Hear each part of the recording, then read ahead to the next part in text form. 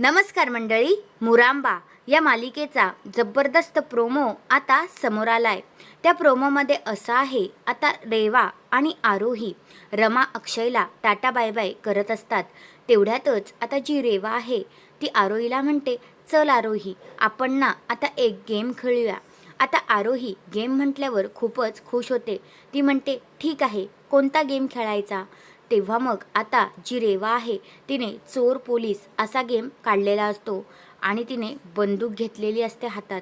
दुसऱ्या बाजूला जी रमा आहे ती अक्षयला म्हणते, काय हो, आपण जाऊया का आरोही आणि रेवाकडे?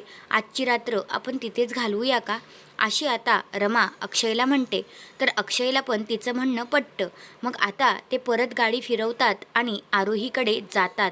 आणि इकडे जी रेवा आहे तिने प्लॅनिंग केलेलं असतं की हिशोब चुकता करायचा, गेम खेळायचा। आणि मग आता ती आरोहीवर बंदूक रोखून उभी असते आणि हे सगळं काही दृश्य रमा अक्षयने पाहिलेलं असतं। तर अक्षय रेवाला जोरात ओरडतो, ए काय करतेयस तू रेवा, असं तो ओरडतो। तेवढ्यातच रेवाचे लक्ष त्या दोघांकडे जातं।